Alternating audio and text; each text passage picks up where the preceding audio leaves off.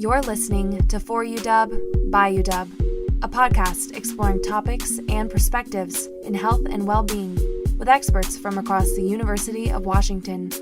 Brought to you by The Whole You, the University of Washington's holistic wellness and engagement program. Hello and welcome to For You Dub, By You Dub's first episode. My name is Anna, and before we dive in, I'd like to take a moment to recognize the land our campus and communities inhabit.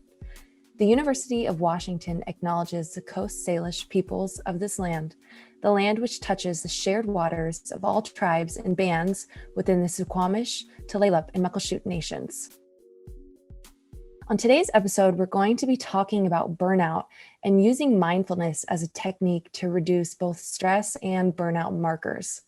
We will explore coping with chronic stress from everything that's going on in our lives and how we can all reduce the impact the stress has on both our bodies and our mind. We all know the COVID-19 pandemic has contributed to widespread burnout and has had a huge impact on mental health. As we round back into another autumn, head back to work and school, there are a lot of variables at play that are impacting both stress and anxiety levels. The goal today is to talk about ways to build resilience as we continue to, and I have to say it, face this unprecedented time. I'm super thrilled to welcome Dr. Jane Thompson to join me for this conversation.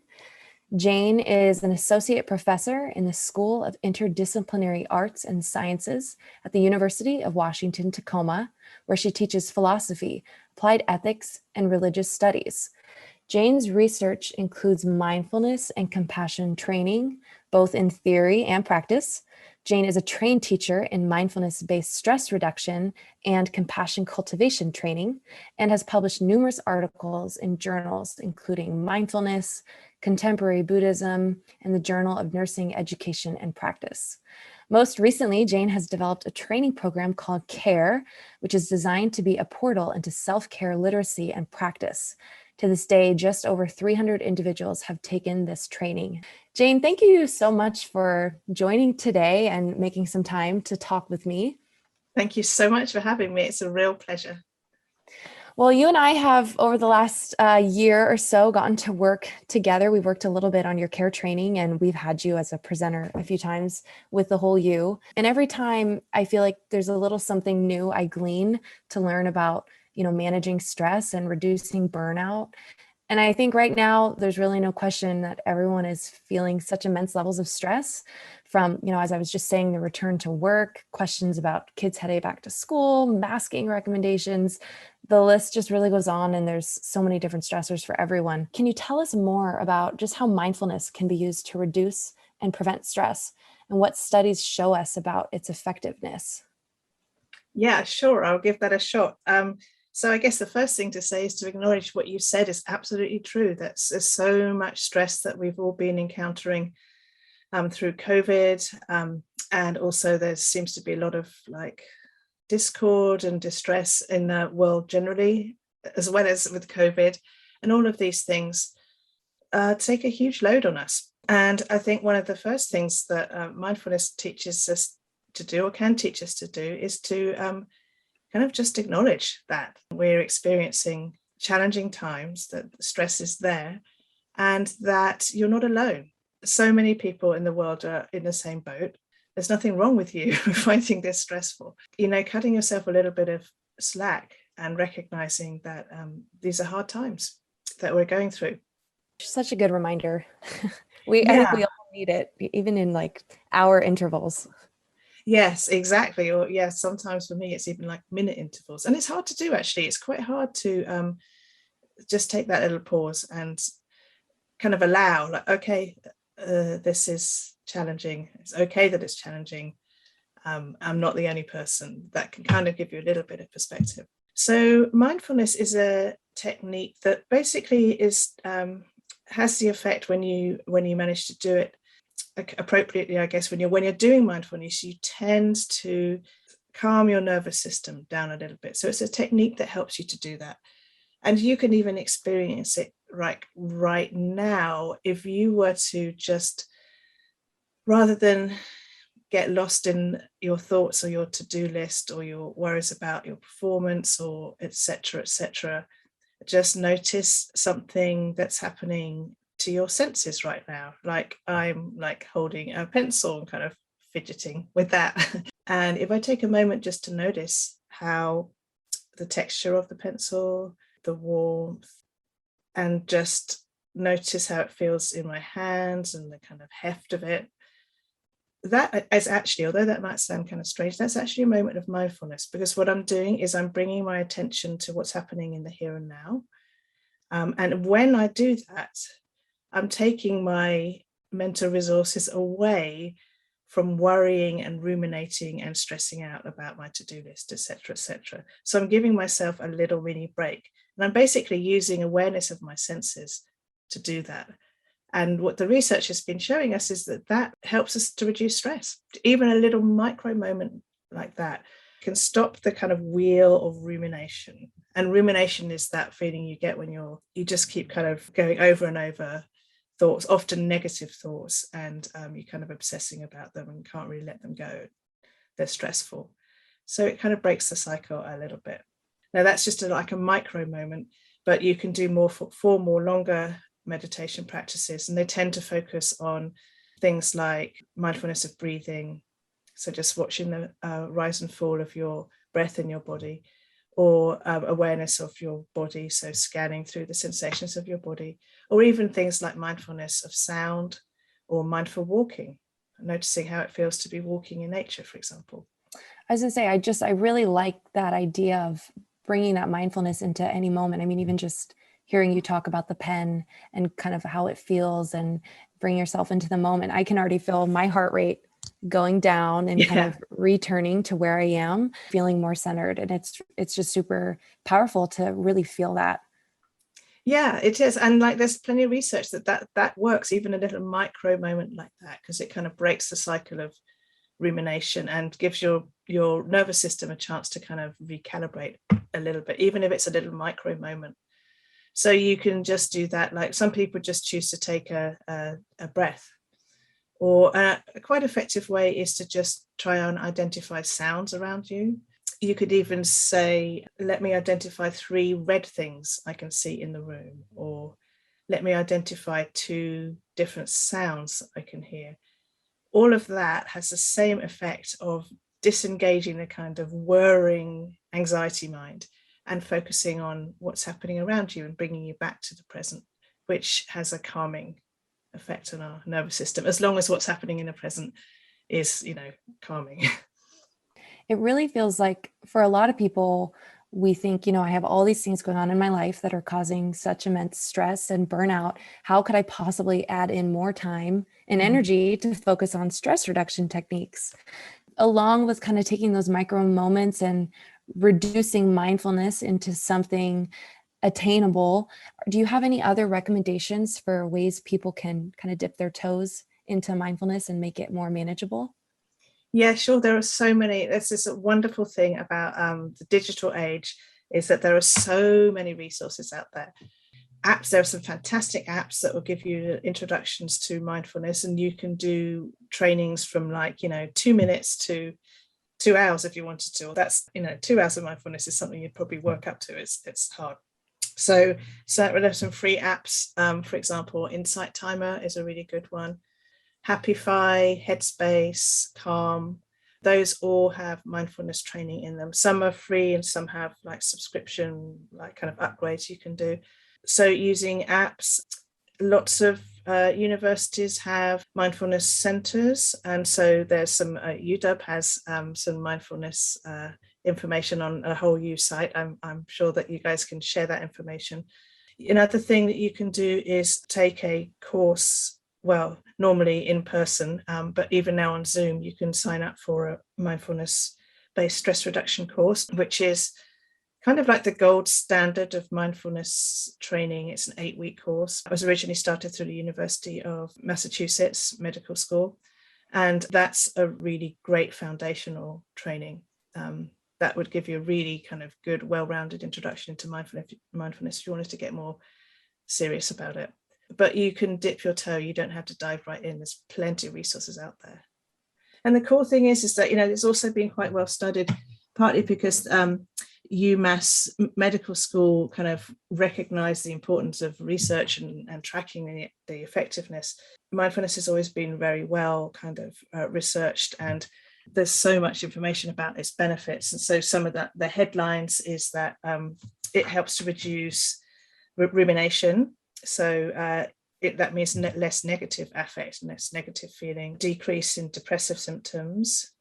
It helps to reduce stress and decrease anxiety and symptoms of depression, but also somatic distress, so kind of body psychosomatic or body issues that come as a result of stress. It also has these other kind of neat, interesting benefits in terms of functionality, like so it can boost your working memory. So and it also can increase your focus, your inner focus, to sort of stay on task. And even some research about more relationship satisfaction. So you tend to just get a little bit better at managing emotions, being less emotionally reactive. So there's a whole bunch of reasons why it's a good thing to do. And you don't have to sit on a cushion for hours every day to get those benefits. So it's a really neat thing, and it's free. So that's good. Absolutely. We love interventions that are easy and can fit within busy schedules and financially attainable. Yes. I would love to hear more about kind of how you're using these mindfulness-based interventions in your own research and your own practice. And through that, can you tell us more about the care training you've developed and its impact? Yeah, sure. I'd be happy to. Thanks for the question. So I've been studying mindfulness and training how to teach mindfulness, but I also have been taking training in compassion cultivation and also a little bit in resiliency and trauma resiliency. And I became really interested in what happens like if we bring those things together.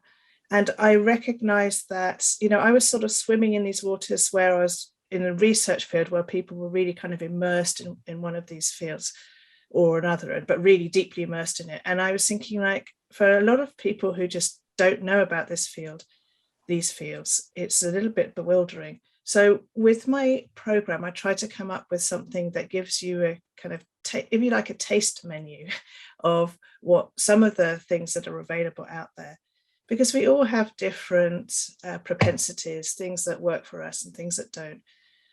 So I try to come up with a little kind of portal, a little primer, I suppose, into self-care techniques or literacy, and give people a chance to try different things and see what felt like a good fit for them.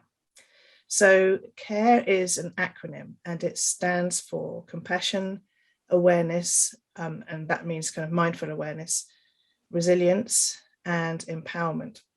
So the compassion part is self-explanatory. It's training in compassion. Awareness is mindfulness training. Resilience is looking at some of the techniques we've learned from positive psychology about what helps people to thrive, what are the habits of people who are very resilient and happy, and what can we learn from that? So some little things that we can do to help boost our happiness. And empowerment is kind of like a combo of all those things. How can we bring all these things together to increase our own sense of, our own who we are and thriving in the world and feeling contented and fulfilled. So that was the idea. So I created these little modules introducing people to techniques and also some of the theories behind why this is helpful. And what have you seen as the impact on those who have taken your training? It's been really cool to look at it. I've really enjoyed watching what happens. I think the biggest thing for me, I think the thing that's really stood out is actually in the area of compassion.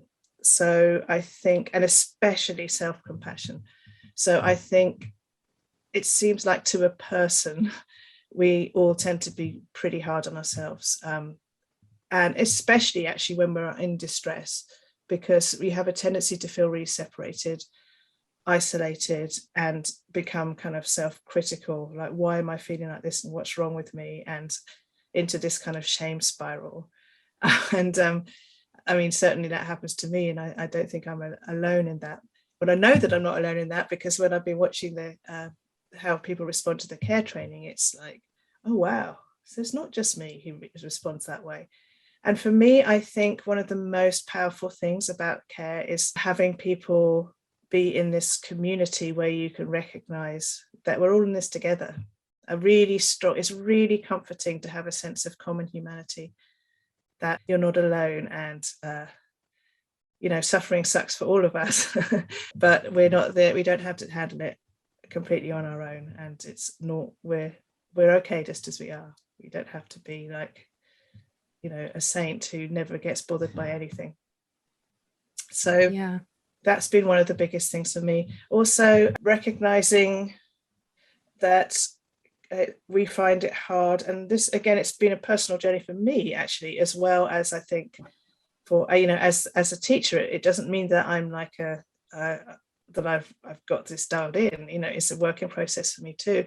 One of the lessons I've learned is how difficult it can be to be self-compassionate, or to receive compassion from other people, because you kind of feel like, I have to be the strong one, and etc., etc.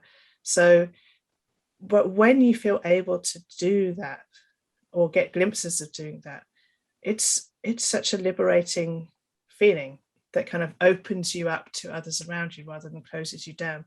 So it's something to do with connecting with others rather than feeling alone and isolated. It's just a super powerful part of these practices, I think. The last 18 months we've had where we're stuck at home, many of us are experiencing similar things, but you can feel so isolated, that bringing that self-compassion and kind of common humanity awareness and other compassion practices would really, I think, help a lot of people out there who are struggling through this and struggling with our return to normalcy, whatever that's going to look like. And I think along with that, it's really impactful to see the way you're combining all four of these practices. I'd love to hear a little bit more about those resilience practices that you said you see resilient people. There's certain activities or practices they have, markers of resilience. What are some of those, and how can we learn them and incorporate them more into our lives? Yeah, great question. So one of the things generally that resilience or positive psychology practices try to do is counteract what we naturally have as human beings in our minds, in our perceptions, which is the thing that scientists call the negativity bias. So you may be familiar with this. I'm sure all of us are, or most of us anyway. If you go to work and you have like 10 things happen, and 9 of them are really great, but one of them is like suboptimal, big chance, if you're like most people, the thing that you'll go home and be thinking about is the one thing that didn't go so well, rather than feeling happy about the 9 things that did. And we all tend to do that. It's actually kind of part of our evolutionary heritage, because we need to be scanning for threat to stay alive, right? So it's sort of part of our programming, and it's a tendency to do that. So the good news is, though, that we can actually retrain ourselves to focus more on positive things and give less energy to the negative. So people who are kind of tend to be more positive and thriving, resilient, they might notice it's not that you deny negativity, because that's just a kind of, denial is not a healthy mechanism. But you would notice, if you even do notice it, you see it as an opportunity for growth, right? You have a growth mindset rather than a kind of deficit failure mindset. Like, so that didn't go so well. What can I do next time to improve it? Or they will say something to themselves like, so even if it was like a real failure of something, well, failure is part of being a human. You can't succeed at everything all the time. It's normal, it's okay, and there will be other opportunities. Framing what happens to you in a way that is more kind of empowering and positive, rather than defaulting to this sort of negative story that then you just kind of spiral down into. And also doing things, focusing, taking time to focus on things that, or do things that give you joy and delight. So I think when we're stressed, particularly, we tend to feel like I haven't got time to take a walk, or I haven't got time to watch this show that makes me feel really good, or I shouldn't be because I should be working on this. But what we learn too is that happier minds are way more productive. So even if you're just thinking about productivity, and I prefer to think like about, just happiness and well-being as the goal. But even if you were just hung up on the idea of productivity, happier minds are more productive. So you could, doing something that makes you happy, resourcing yourself by doing something that gives you joy is not a kind of waste of time. It's actually a way that you can really take care of yourself and make you better able to engage in the world. But I tend to tend away from the idea that like our measure of success should be productivity. That's can be part of the stuff that makes you fulfilled, but well-being and contentment, I think, is a good thing to be striving for, and these techniques help with that.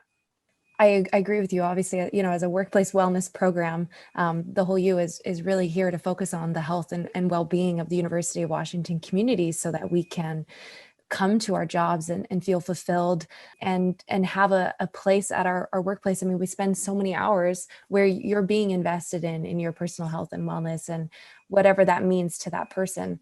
It kind of what you're just talking about a little bit around productivity and mindfulness and awareness kind of bridges into my next question. I'm wondering what recommendations you have for employers and colleagues to support mindfulness-based stress reduction in the workplace, especially, as we head back to work and we're in a new hybrid environment. It's been a crazy 18 months of kind of relearning a work environment, and it's going to change again. It will probably be ever changing here going forward.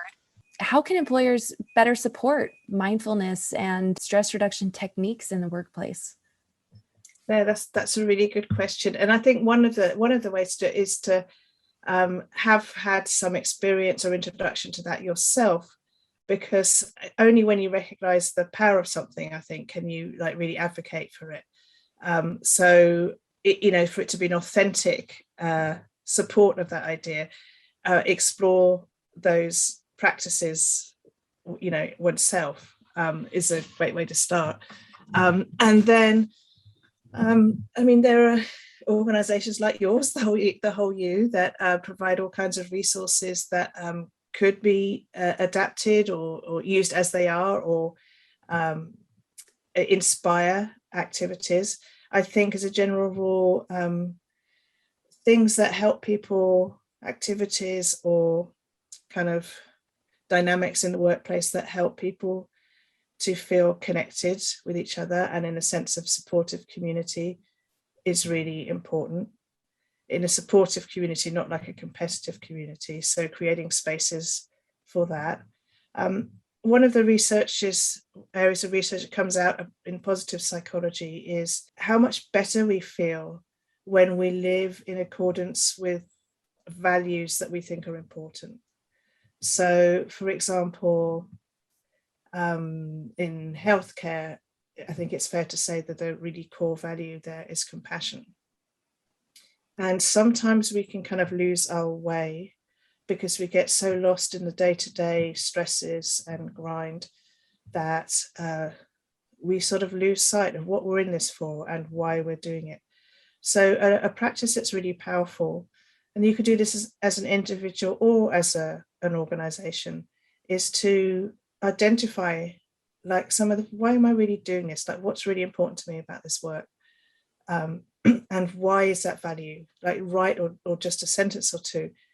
Why is that value important? How have I experienced it in the past, in myself or others? And what has that felt like?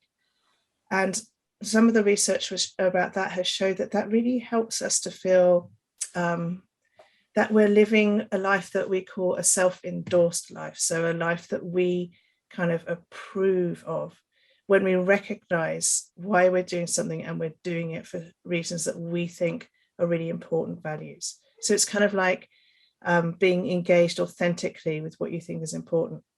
Now, it could be that you did that investigation and that you find that your work is not in accordance with your values at all. And that might be something to investigate. Like, this is extra stressful for me because I'm not aligned with that. And that can be something to explore. But recalling what really matters to us is a really powerful technique to kind of realign us with a feeling of what we're doing matters. And when you have that feeling that it matters, it tends to counteract some of the burnout sense of being disconnected or cynical. So that's just something that you can do as an organization and as an individual. As things change and as institutional goals change, it's important to kind of revisit that continuously and let it inform, because we are always adapting, and you might find different answers every time. So I'm curious, with this compassion, awareness, resilience, and empowerment, after combining the 4 together, doing the 8-week training, what have you seen in the reduction of burnout or perceived stress from participants, and really how this framework is impacting their lives from a burnout and stress standpoint? Yeah, great. Thanks for the question. So right now we're in the process of studying some of the results quantitatively. So we haven't got quantitative data yet, but we do have qualitative data. Everyone who responded to the qualitative questions said they felt happier, less stressed, more able to engage with their daily life, and more able to be compassionate to themselves or others. So kind of all the things we were hoping it could do. From people's self-report, it looks like it's been successful in that. And we are, every time we offer it, we are kind of adjusting and seeing what's helpful and adding things. So there will be more fuller studies, which hopefully will have some statistically significant data to report in the future. But the preliminary signs are really good that we're moving in the right direction. Oh, that's awesome. Well, we're excited to kind of keep up and see how far the care training goes, and hopefully learn more about how it's impacting lives. I wanted to quickly revisit kind of talking about a healthcare space. And I know you co-authored the book, Practitioner's Guide to Ethics and Mindfulness-Based Interventions. I was wondering if you could tell us a little bit more about that book. Yeah, sure. Thanks for asking. So the book is really designed for the audience of people who are teaching mindfulness or wanting to bring it into their organizations or experiencing it in their organizations. So it basically has 3 parts. And the first one is looking at issues around the ethics in mindfulness. For example, there's sometimes some discussion about whether mindfulness is secular or religious, because a lot of the mindfulness techniques come from Eastern traditions, particularly Buddhism, right? And sometimes there's some pushback when it's brought into a secular space, like a school, for example. And there are some groups who think that that's inappropriate, kind of bringing in a religious intervention. So there's a lot of discussion in the first part of this book about how to navigate those difficulties, whether that is actually what's happening, or whether it's just a secular thing in its own right. Quite kind of a meta engagement in is it okay to teach mindfulness in secular spaces? The second part is about when you teach mindfulness, how much do you bring in ethics? How much do you suggest or advocate for a certain approach towards, say, for example, compassionate behavior? How mindfulness can be linked with ethics and how we actually act in the world, not just how we perceive the world. And then the third part is talking really about teaching mindfulness in corporate organizations, techniques about how to do that, paradoxes of teaching mindfulness in business, one of your classic example is Enron, when there was all kinds of dodgy deals going on. And if you're teaching mindfulness there, are you teaching people to be better at fraud? So it's really aimed at people who are practitioners in healthcare or businesses or the military who are involved in teaching mindfulness. And along those lines, do you have recommendations for any listeners who want to incorporate mindfulness-based interventions potentially into the work they're doing and want to maybe become certified or become instructors? Where would you recommend they start or look to? Yeah, the biggest, the gold standard place to start is Mindfulness-Based Stress Reduction, MBSR, which was the one that was started at UMass Medical School. I actually think it's moved homes now, but anyway, Mindfulness-Based Stress Reduction is the name of the training. There are other different trainings. There's some that link compassion and mindfulness. So a really great one is Mindful Self-Compassion.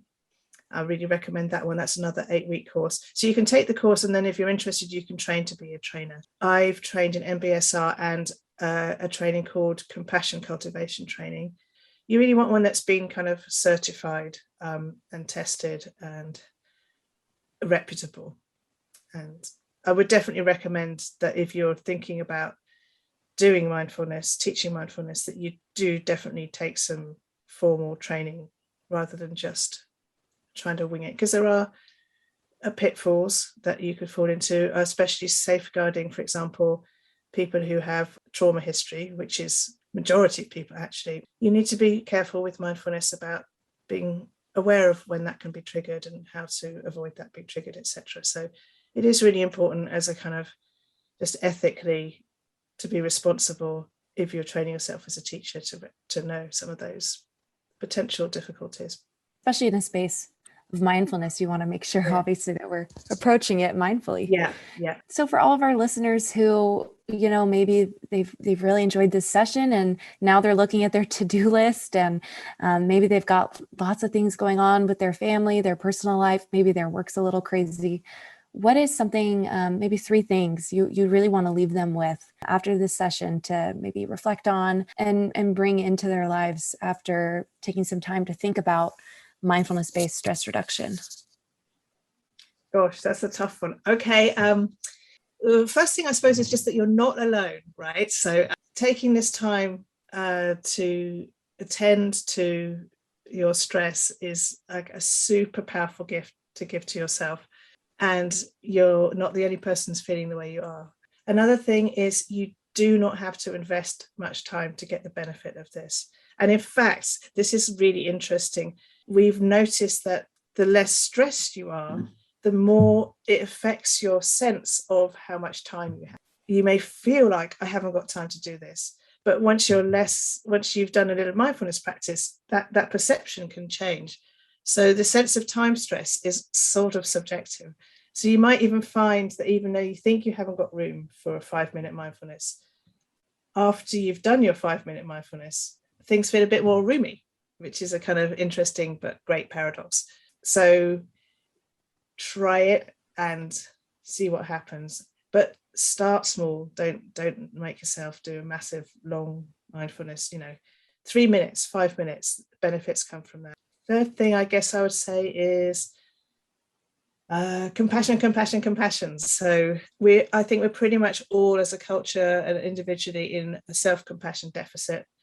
And that can be a real game changer to bring a little bit more self-compassion into our lives. So check out Mindful Self-Compassion. There's also a really great website called selfcompassion.org, which has all sorts of tiny little exercises you can do and tells you all about it. So that's what I can think of. I'll think of 1,000 things later when I finish the call, of course, but yeah.